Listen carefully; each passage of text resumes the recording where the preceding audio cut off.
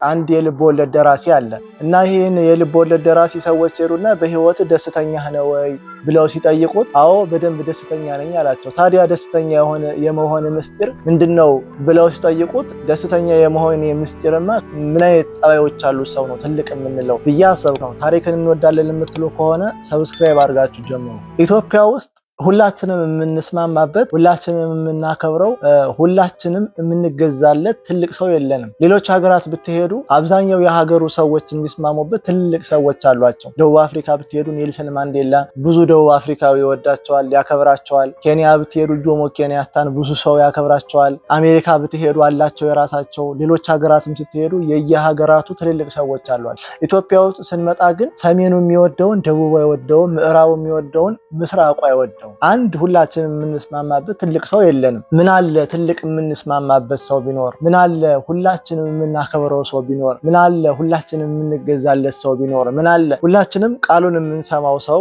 ቢኖረን እያልኩ እመኛለሁ። ትልቅ ሰው ግን የምንለው ምን አይነት ሰው ነው? ምን አይነት ጠባዮች ያሉት ሰው ነው ትልቅ የምንለው ብዬ አሰብኩ። ከታሪክ ጋር ማገናኘት የተወሰነ ነገር እነግራቸዋለሁ። ትልቅ ሰው የምንለው የመጀመሪያው ነገር ከሰው የማይጠብቅ ነው። አንድ የልብ ወለድ ደራሲ አለ እና ይህን የልብ ወለድ ደራሲ ሰዎች ሄዱና በህይወት ደስተኛ ነህ ወይ ብለው ሲጠይቁት አዎ በደንብ ደስተኛ ነኝ አላቸው። ታዲያ ደስተኛ የመሆን ምስጢር ምንድነው ብለው ሲጠይቁት ደስተኛ የመሆን ምስጢርማ ከሰው ምንም ስለማልጠብቅ ነው አላቸው። ስለዚህ አንድ ሰው ደስተኛ ከሚያደርጉት ነገሮች መካከል ከሰው ምንም አለመጠበቅ ነው ማለት ነው። እነዚህ ትልልቅ ሰዎችም ከሰው ምንም አይጠብቁም።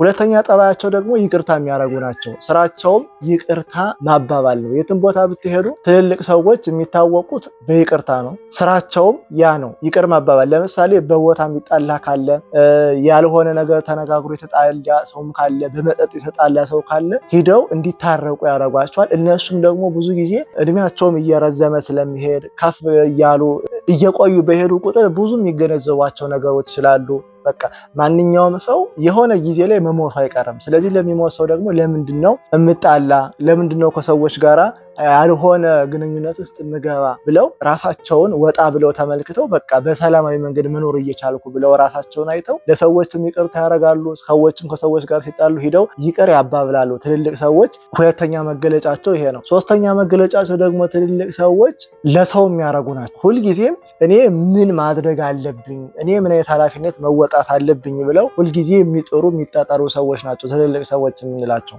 የትም ቦታ ብትሄዱ ትልልቅ የምንላቸውን እኛ እንኳን እንደው በየግላችን የምናከብራቸውን ሰዎች እንኳን የምናከብራቸው ለኛ የሰጡንን ጥቅም አስበን ነው እንጂ የሰጠናቸውን አስበን አይደለም። እነዛን ሰዎች ብዙ ጊዜ የምናከብራቸው። ትልልቁ ሰዎች ግን ከኔ ምን ይጠበቃል፣ እኔ ምን ማድረግ እችላለሁ፣ ለሰዎችስ ምን መርዳት እችላለሁ ብለው ትልቅ በመሆኛ እድሜያቸው ላይ ያንን ነገር በማድረግ ነው የሚያሳልፉ። ብዙ ትልልቅ ሰዎች አይታችሁ ከሆነ ባለፉበት የህይወት ውጣ ውረድ ውስጥ የሚማሩት የተለያየ ነገር አለ። ያን የተማሩትን ነገር ለሰዎች ማካፈል ይወዳሉ። ስለዚህ የሚያገኙትን ሰው በሙሉ እንዲያታርግ፣ እንዲህ ብታደርግ እንዲህ ትሆናለህ እያሉ ብዙ ጊዜያቸውን የሚያሳልፉ ሰዎች ናቸው። አራተኛ መገለጫቸው ደግሞ የትልልቅ ሰዎች የማይገባቸው ቦታ የማይገኙ ናቸው። እነዚህ ትልልቅ ሰዎች የትም ብትሉ የማታገኛቸው ሰዎች ናቸው። መገኘት ያለባቸው ቦታ ይገኛሉ፣ መገኘት የሌለባቸው ቦታ አይገኙም። የት መገኘት እንዳለባቸው ያውቃሉ፣ የት አለመገኘት እንዳለባቸውም ያውቃሉ። ስለዚህ እያንዳንዱ የሚያልፉባት ቦታ ላይ ምን ጥለው ማለፍ እንዳለባቸው ያውቃሉ። አነሳሳሪ የሆነ ቦታ የማይጠቅማቸው ቦታ አይገኙም። ለዚህም እኮ ነው ብዙዎቻችን የምናከብራቸው። ትልልቅ የምንላቸው ሰዎች እኮ ብዙዎቹ ከጎረቤቶቻቸው ጋር ያላቸው ግንኙነት የተገደበ የተመጠነ ነው እንጂ እንደ ማንኛውም ሰው ቡና ጠጡ እየተባሉ በየቦታው እየዞሩ ጊዜያቸውን የሚያሳልፉ አይደለም። ተከተው ስራቸው ላይ ብቻ አተኩረው የሚሰሩ ሰዎች ናቸው እነዚህ ሰዎች። ይሄንን ትልልቅ የምንላቸው ሰዎች ላይ ሂደን ብናየው በቃ አራቱ ያሏቸው ናቸው ብለን መውሰድ እንችላለን። በቀጣይ ቪዲዮ እንገናኛለን።